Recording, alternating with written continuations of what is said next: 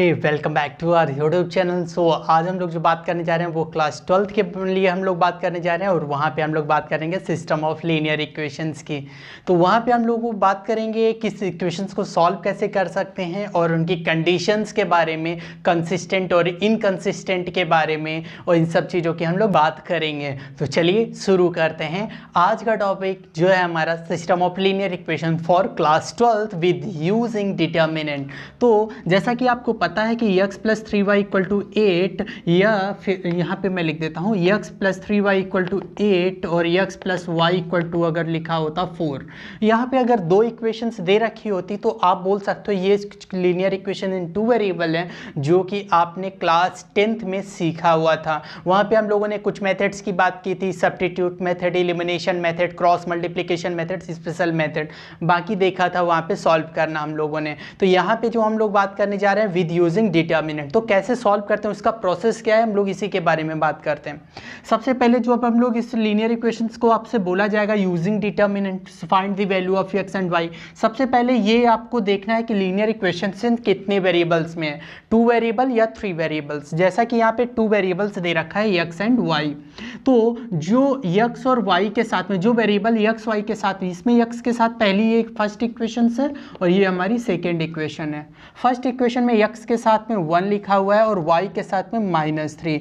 इसमें x के साथ में 1 है, y के साथ में आपका 1 लिखा हुआ है। तो आप इसको ऐसे लिख लोगे। देन आपको x और y को आपको ऐसे नहीं लिखना है रो में, आपको कॉलम में लिखना है। आपको वेरिएबल्स को जो भी हैं, अगर 2/2 के होंगे या 3/3 के होंगे तो हम उसकी बात कर लेंगे। तो ये हम लोग यहाँ पे वेरिएबल्स हो जाते हैं। और थर्ड हमारा कांस्टेंट टर्म देखना है आपको, इक्वल के इस साइड लिखे होने चाहिए और वो हमारे हो जाएंगे 8 and 4। तो इस जो मैट्रिक्स जो वेरिएबल्स के कोफिशिएंट से बनी है उसको हम लोग a नेम दे देते हैं, जो वेरिएबल्स वाली उसको x नेम दे देते हैं, और जो अदर कांस्टेंट से हमारी मैट्रिक्स बनी हुई है कॉलम में उसको हम लोग b नेम दे देते हैं। तो ये समझ आ गया होगा कि a क्या होता है, b क्या होता है और x क्या होता है।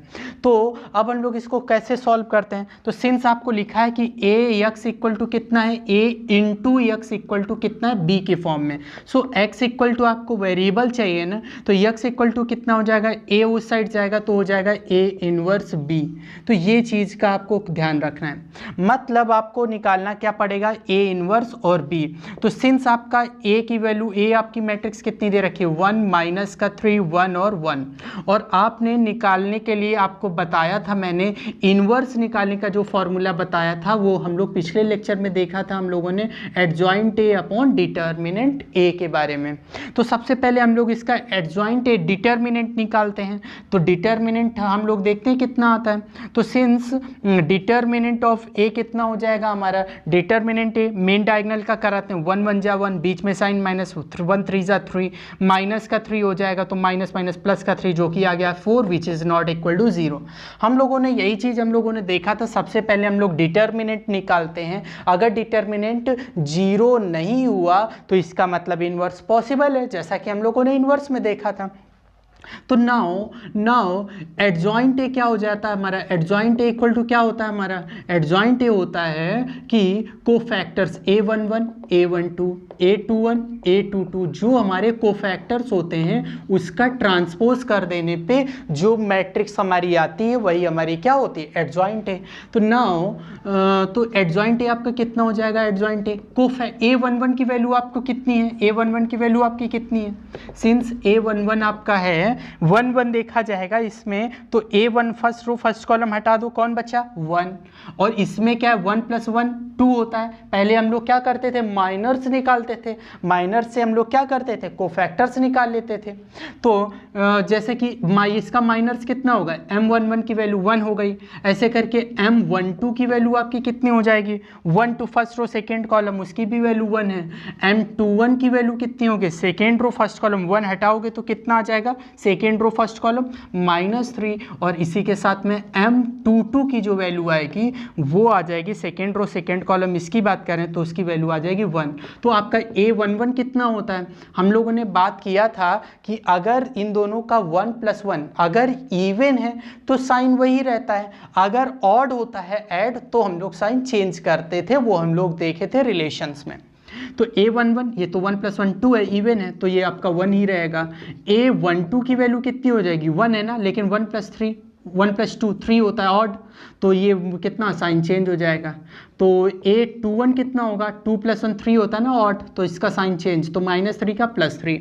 फिर ऐसे ही कितना आ जाएगा A22 की वैल्यू है 1 और ये इवन होता है इसलिए 1 ही रहेगा। तो वैल्यू पुटअप कर लेते हैं, तो ये आ जाएगा 1 माइनस का 1, 21 की वैल्यू आ जाएगी आपकी 3 और इसकी वैल्यू आ जाएगी 1 और इसका हमें करना पड़ेगा ट्रांसपोज। तो नाउ एडजॉइंट ए आपका आ गया, एडजॉइंट ए की वैल्यू आ गई आपकी, इसका ट्रांसपोज कर देते हैं। तो फर्स्ट रो फर्स्ट कॉलम आपका बन जाएगा 1 -1, सेकेंड रो सेकेंड कॉलम आपका बन जाएगा 3 और 1। तो ये आपका आ गया है फाइनली एडजॉइंट ए। तो ऐसे ही आपको निकालना होता है। सबसे पहले ये समझ आया, इसको ब्रेक करना, फिर हम लोगों को ये समझ आ गया a × x = b, then x = a inverse b। हम लोग करने क्या जा रहे हैं, हम लोग पहले a इनवर्स निकालेंगे और जो ये b दे रखा है इसका मल्टीप्लाई करा के दोनों मैट्रिक्स को हम लोग कंपेयर करा देंगे, जिससे कि हमारी जो x y की जो वैल्यू है वो हमारी आ जाएगी। ओके, तो अब हमारा एडजॉइंट ए आ गया है। तो मैं क्या करता हूँ यहाँ पे मैं रफ करना है मुझे, मैं आपको ये चीज़ आप ध्यान में रखिएगा, इसको मैं हटा देता हूँ। अगर चीज़ों की ज़रूरत पड़े तो आप बैक जाके आप देख सकते हैं वीडियो को रिवर्स करके।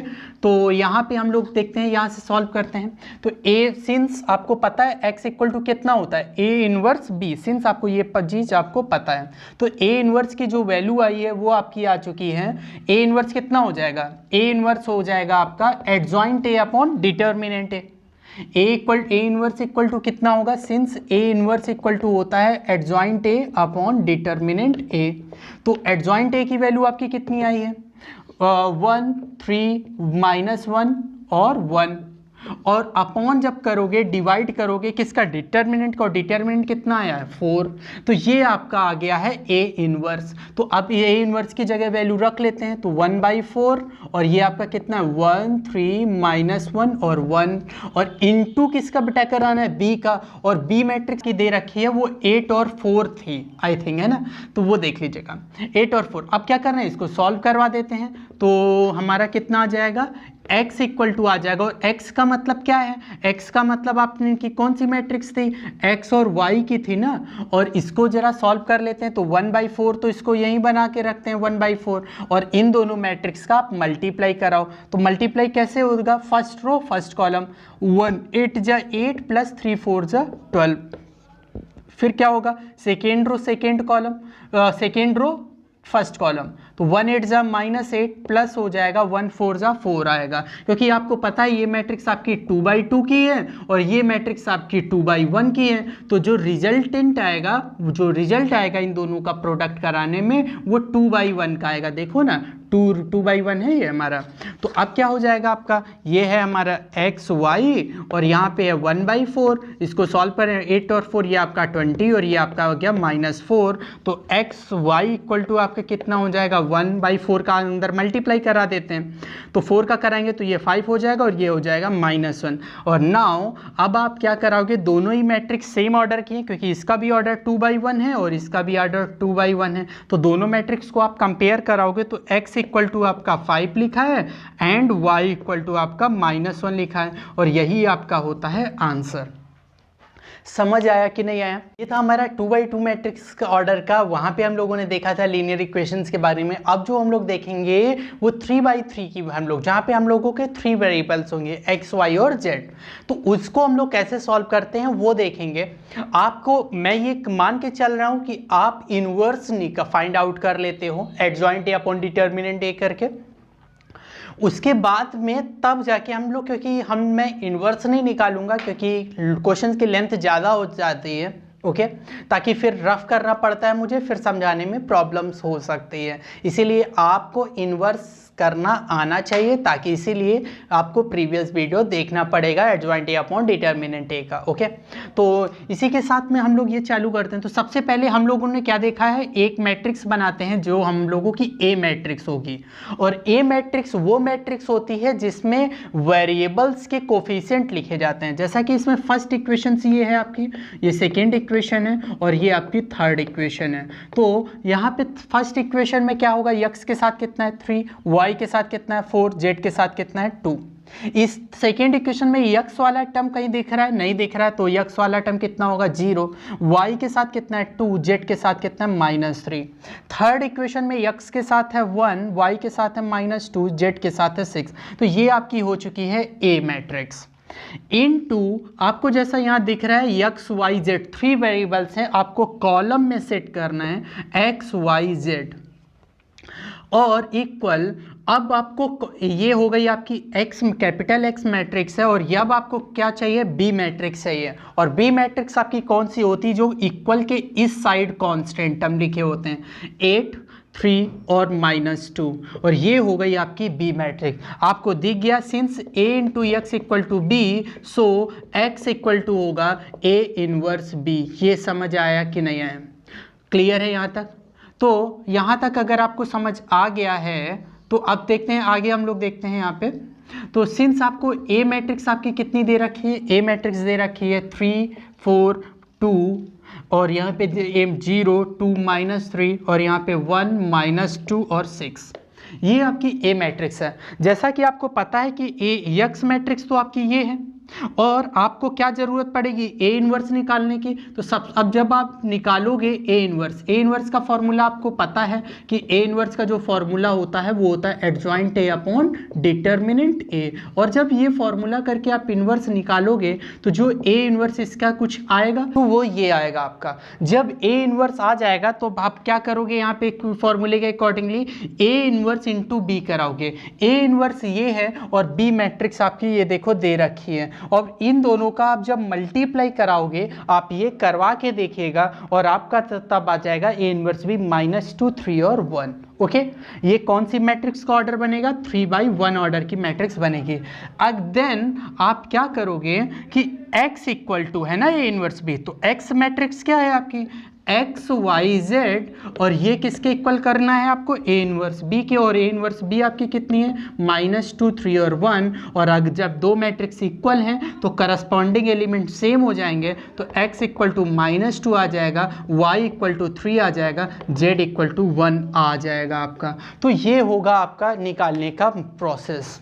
तो ध्यान से समझिएगा, मैं ये निकालना और फिर आपको ए इनवर्स करना बहुत आसान है जैसा आपने देख रखा है। फिर ए इनवर्स इंटू बी करना है, देन आपका जो आएगी सेम ऑर्डर की ही मैट्रिक्स आपकी निकलेगी ताकि आप कंपेयर करवा सकते हो। ओके, तो इसीलिए हम लोगों को यहाँ पे कॉलम सेट करना पड़ता है ताकि जो मल्टीप्लाई कराने पे आपकी यही ऑर्डर निकलेगा। देखो इसका ऑर्डर कितना है 3/3 का है और इसका ऑर्डर कितना है 3/1 का है, तो जब इन दोनों का मल्टीप्लाई होगा तभी तो 3/1 ऑर्डर आएगा इसका, देखिए ना, तभी तो कंपेयर करवाया जाता है यहाँ पे। तो अगर ये चीज़ों को आपको ठीक से समझना है, क्वेश्चन कम से कम 2 से 3 पेज में जाने वाला है, तो क्वेश्चंस की जो लेंथ होती है इसीलिए हमसे पूछा भी जाता है 6 मार्क्स में, तो इसीलिए ध्यान में रखिएगा, बहुत ज़्यादा इंपॉर्टेंट क्वेश्चन है। कुछ नहीं, बस वही चीज़ आपको इन्वर्स यूज़ करना है, आपको मल्टीप्लाई कराना है, बस 2 ही चीज़ें आपको सीखनी है, मल्टीप्लाई कराना आना चाहिए और इन्वर्स निकालना आना चाहिए। बस चीज़ों को आप समझ लीजिएगा बेसिक में, अब आपका आ जाएगा। तो अब जो हम लोग जो बात करने जा रहे हैं वो बात करने जा रहे हैं कंडीशंस की।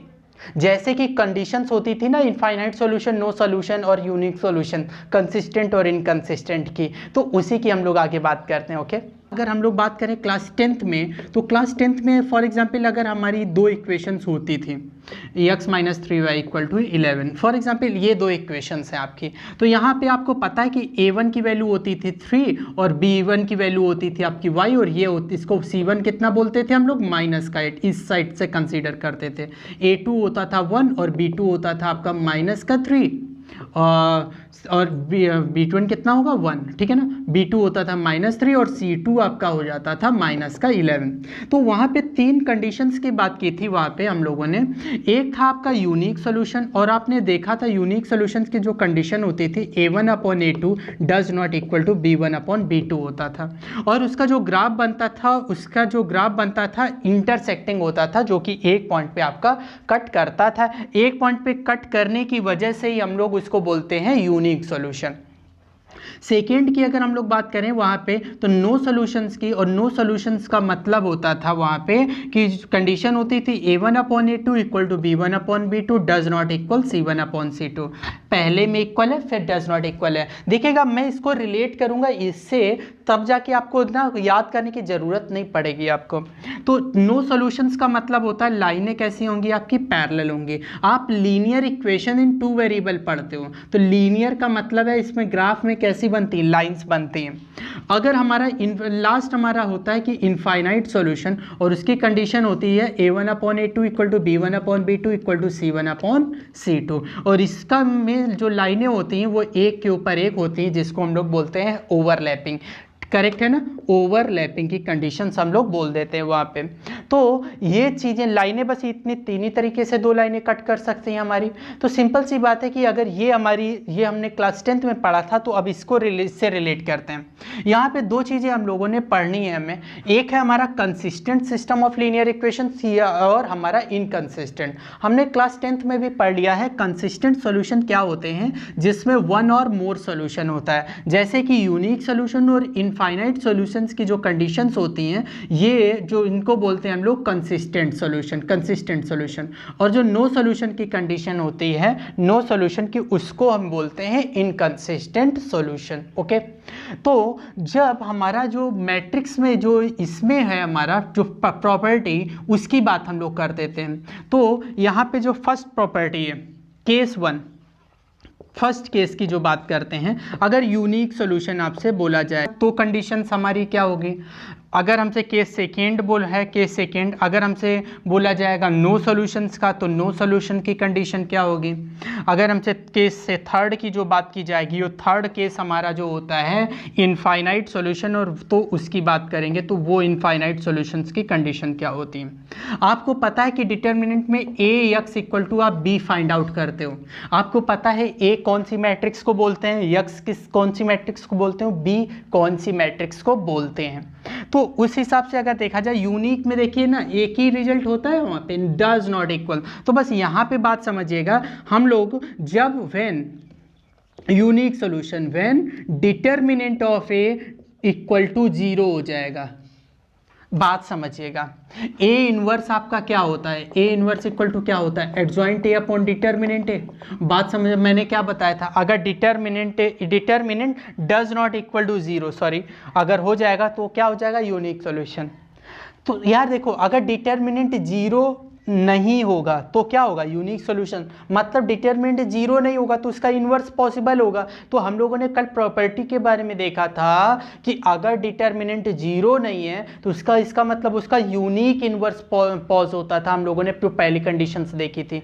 तो जो फर्स्ट कंडीशंस यही है कि अगर डिटरमिनेंट आपका 0 नहीं है तो उसका इन्वर्स निकलेगा, अगर इन्वर्स निकलेगा तो उसका एक और केवल एक ही सॉल्यूशन होगा, unique solution. Okay, no solution की कंडीशन यहाँ से क्या है, पहले में इक्वल दूसरे में डज नॉट इक्वल। तो सिंपल सी बात है, व्हेन डिटर्मिनेंट ऑफ ए तो भैया क्या होगा, इक्वल टू 0 होगा, and adjoint A into B जो होगा वो डज नॉट इक्वल टू 0 होगा। ध्यान से समझिएगा इस कंडीशंस को।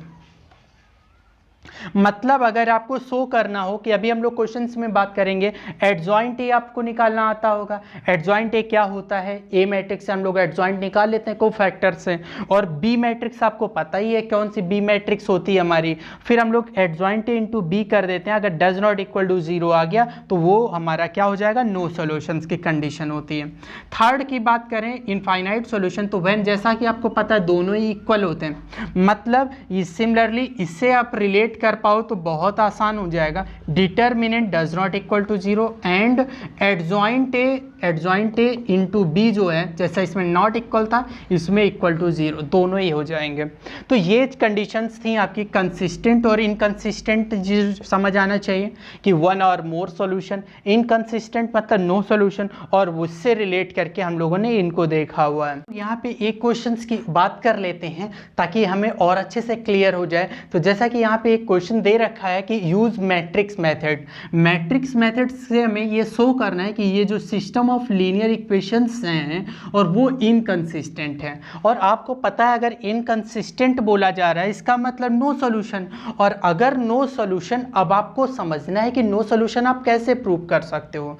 तो नो सॉल्यूशन आप तभी प्रूव कर सकते हो जब आपका डिटर्मिनेंट जो होगा वो इक्वल टू 0 होगा and adjoint A into B जो होगा वो डज नॉट इक्वल टू 0 होगा। समझ आया कि नहीं आया? तो इन कंडीशंस को आप उधर से रिलेट करके करिएगा तो ये, ताकि आपको समझ आएगा कौन इक्वल होगा कौन नॉट इक्वल होगा, ताकि इससे रिलेट करने से आसानी हो जाती है हमें, है ना। तो जैसा कि आपको पता है कि सबसे पहला जो हमारे पास है नो सॉल्यूशंस प्रूव करने के लिए तो डिटर्मिनेंट 0 प्रूव करना है। तो सबसे पहले इस जो लीनियर इक्वेशंस में ए, बी और यक्स को हमें फाइंड आउट करना है। तो सिंस इसमें हम लोग फॉर्म में इस मैट्रिक्स में यह पहली इक्वेशन ये है, सेकेंड ये है, यक्स के साथ 2 है, इसमें वाई के साथ 5 है, इसमें 6 है, इसमें ये 15 है। ये तो आपकी आ गई ए। और इसमें वेरिएबल 2 हैं तो इनको कॉलम में लिख लेते हैं, यक्स वाई ये आपका आ गया, एक्स आ गया, इक्वल बी जो है आपका वो है 7 और 13 और ये ही आपकी मैट्रिक्स आ गई है B. Okay, since these equations have no solution, so it must have, तो उसमें क्या होगा, determinant equal to 0 and adjoint A into B जो होगा वो डज नॉट इक्वल टू 0 होगा। मतलब नो सोल्यूशन की कंडीशन है तो डिटर्मिनेंट 0 होगा और एडजॉइंट ए इंटू बी जो होगा डज नॉट इक्वल टू 0 होगा। तो सबसे पहले डिटर्मिनेंट हम लोग निकालते हैं, डिटर्मिनेंट ए। तो डिटर्मिनेंट ए कितना हो जाएगा हमारा, ए की डिटर्मिनेंट हम लोग निकालते हैं तो कितना हो जाएगा 2, 5, 6 और 15 लिखेंगे हम लोग। ये मैट्रिक्स है, देखो हम लोगों ने डिटर्मिनेंट में कन्वर्ट कर लिया इसको। तो डिटर्मिनेंट कैसे सॉल्व होगा, सबसे पहले मेन डायगोनल का मल्टीप्लाई, तो 15 2 जा 30, बीच में साइन माइनस, 6 5 जा 30, 30 माइनस 30 0। देखिएगा आया कि नहीं आया 0 हमारा। तो ये जो फर्स्ट कंडीशन हो गई हमारी। अब हम क्या करेंगे, एडजॉइंट ए और बी का मल्टीप्लाई कराएंगे, अगर वो भी डज नॉट इक्वल टू 0 आ गया तो वो हमें बोल देंगे कि हाँ so now this linear equations have no solutions या इनकंसिस्टेंट सॉल्यूशंस। ओके, तो सबसे पहले अगर हम लोगों को निकालना है कि एडजॉइंट ए तो हम लोग उसकी बात कर लेते हैं। तो मैं यहाँ पे रफ कर देता हूँ। तो नाउ आपको चाहिए एडजॉइंट ए, तो एडजॉइंट ए आपका कितना होगा, वही कितने कोफैक्टर्स होंगे इसमें 4 होंगे, A11 A12 A21 A22 और जब आ जाएगा उसका हम क्या कर देंगे ट्रांसपोज। ओके, ये चीज़। तो A11 कितना होगा, A11 अब हम लोग देखिएगा माइनर्स निकाल के हम लोग डायरेक्टली साइन भी चेंज कर देते हैं, तो आप डायरेक्ट ही आदत डालेंगे, ठीक है ना। ए माइनर्स इसका होगा 15 इस मैट्रिक्स का, लेकिन इवन है 1 + 1 2 है तो इसीलिए यही बना रहेगा 15 ही। A12 कितना हो जाएगा 3 है, तो 1 2 मतलब फर्स्ट रो सेकेंड कॉलम, 5 का अगर देखा जाएगा तो 6 होगा, लेकिन यहाँ पे कितना है 3 है, ऑड है तो ये -6 हो जाएगा। A21 कितना होगा, सेकेंड रो फर्स्ट कॉलम 6 के लिए अगर देखा जाए कोफैक्टर तो कितना होगा 5 होगा माइनर, लेकिन 2 + 1 3 ऑड है तो साइन चेंज हो जाएगा तो -5 हो जाएगा। और यहाँ से हमारा A22 अगर बात किया जाए तो A22 कितना हो जाएगा, सेकेंड रो सेकेंड कॉलम का, तो 15 अगर हटा देंगे तो 2 और ये इवन है तो ये कितना हो जाएगा 2। तो आपका और कितना हो गया एडजॉइंट ए, आपका एडजॉइंट ए जो आपका आ गया वो आ गया आपका 15 -6 -5 और 2, और यहाँ पे हम लोगों का कितना रहा A12 आपका कितना है -6, और इसका क्या कर देना ट्रांसपोज। तो एडजॉइंट ए जो हो जाएगा आपका ट्रांसपोज करने पे फर्स्ट रो फर्स्ट कॉलम बन जाएगा, सेकेंड रो सेकेंड कॉलम आपका बन जाएगा, करेक्ट है। तो ये आपका आ गया है एडजॉइंट ए, करेक्ट है। तो आपको एक मैं बता देता हूं यहाँ पे शॉर्ट ट्रिक आप समझिएगा कि मतलब किसी भी 2x2 मैट्रिक्स है, फॉर एग्जांपल आपकी यही मैट्रिक्स है और इसी का हमें एडजॉइंट ए निकालना है, तो इस मैट्रिक्स का A11, A12, A21 और A22, और उसका जो एडजॉइंट A अगर हमें फाइंड आउट करना है, एडजॉइंट A, तो एडजॉइंट A में क्या होगा कि जो ये जो मेन डायगोनल के जो एलिमेंट होते हैं, इसको आपको जो मेन डायगोनल के एलिमेंट्स को आपको केवल इंटरचेंज करना है, मेन डायगोनल के एलिमेंट्स को आपको इंटरचेंज कर देना है, ठीक है ना। और जो ये डायगोनल के एलिमेंट हैं इसके बस आपको साइन चेंज कर देने हैं, साइन चेंज कर देने हैं, बस वही आपका क्या होगा, एडजॉइंट है। जैसे कि आपका ए मैट्रिक्स ये दे रखा था, आपको मेन डायगोनल को क्या कर देना था, इंटरचेंज, ये 15 इधर 2 इधर, तो देखो 15 इस साइड 2 इस साइड, और जो सेकेंड डायगोनल के एलिमेंट हैं इसके साइन चेंज कर दो, जैसे कि यहाँ दोनों प्लस प्लस के थे इसीलिए दोनों माइनस माइनस के हो गए। तो ये शॉर्ट ट्रिक में भी आप एडजॉइंट एक कर सकते हो, अगर 2/2 की आती है तो डायरेक्टली आपको पता है क्या करना है, मेन डायगोनल के एलिमेंट को आप इंटरचेंज कर दीजिएगा और जो अदर डायगोनल के एलिमेंट को आप बस साइन चेंज कर दीजिएगा, आ जाएगा। तो ये चीज़ें हैं, लेकिन 3/3 में नहीं फॉलो की जा सकती हैं। तो यहाँ पे हमारा इतना आ गया है, तो चलते हैं आगे। तो जैसा कि एडजॉइंट ए आ गया, तो नाउ अब आपको क्या करना है, एडजॉइंट ए, अब सेकेंड चीज़ आपको प्रूव करनी है, एडजॉइंट ए इंटू बी। तो आपका एडजॉइंट ए इंटू बी कितना हो जाएगा, आपका एडजॉइंट ए कितना है आपका 15 माइनस का 5 माइनस 6 और 2, और बी आपका कितना है, बी आपका 7 और 13 है।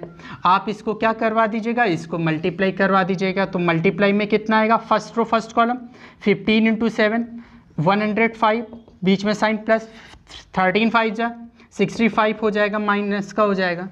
फिर क्या होगा, फर्स्ट रो फर्स्ट कॉलम हो गया आपका, अब क्या होगा, सेकेंड रो फर्स्ट कॉलम होगा, तो 6 6 जा 42, और आपका आ जाएगा कितना 13 2 जा 26, प्लस का हो जाएगा 26। और आप जैसा यहाँ पे देख रहे हो कि इसका जो मल्टीप्लाई कराने पे इसका कितना आ जाएगा 45, और ये कितना आ जाएगा आपका 30 4 6 14 और 2 16 16 आ जाएगा, माइनस का 16, और which is does not equal to 0। जैसा देख रहे हो कि ये जो मैट्रिक्स है इसमें डज नॉट इक्वल टू 0 आपका आया है। तो यहाँ तक आपका डज नॉट इक्वल टू 0, तो दोनों ही कंडीशंस आपकी फॉलो हो रही हैं कि एक तो determinant does not equal, determinant equal to 0, और एडजॉइंट ए इनटू बी जो है वो डज नॉट इक्वल टू 0, कुछ ना कुछ मैट्रिक्स आ ही रही है। तो ऐसी जब कंडीशंस हो जाती हैं तो हम लोग उसको बोलते हैं इनकंसिस्टेंट या फिर नो सॉल्यूशंस। ये हमारा था 2/2 के मैट्रिक्स को हम लोगों ने सॉल्व करना देखा है। तो ये स्क्वायरिक मैट्रिक्स है, तो हम लोगों ने देखा है मेन डायगोनल को अगर हम लोग साइन इंटरचेंज कर दें और इस डायगोनल के हम लोग साइन चेंज कर देते हैं तो क्या आ जाता है आपका एडजॉइंट ए, डायरेक्टली आप निकाल सकते हैं। तो ये था आपका 2/2 का। वहाँ पे हम लोग अब देखा कैसे हम लोग डायरेक्ट कंसिस्टेंट और इनकंसिस्टेंट सॉल्व कर सकते हैं। ऐसे ही आप 3/3 के भी मैट्रिक्स को आप सॉल्व करिएगा। बाकी के जब क्वेश्चंस नहीं आएंगे तो हम लोग क्या करेंगे, जो नेक्स्ट लेक्चर आएगा उसमें हम लोग इंपॉर्टेंट क्वेश्चंस ऑफ डिटर्मिनेंट की बात करेंगे। वहाँ पे इससे रिलेटेड हम लोग वर्ड प्रॉब्लम्स के क्वेश्चंस की बात करेंगे। तो चलिए फिर मिलते हैं किसी नेक्स्ट लेक्चर में। तब तक के लिए सही रहिएगा, सुरक्षित रहिएगा, स्वस्थ रहिएगा, आसपास को स्वच्छ रखिएगा। Thank you so much video देखने के लिए।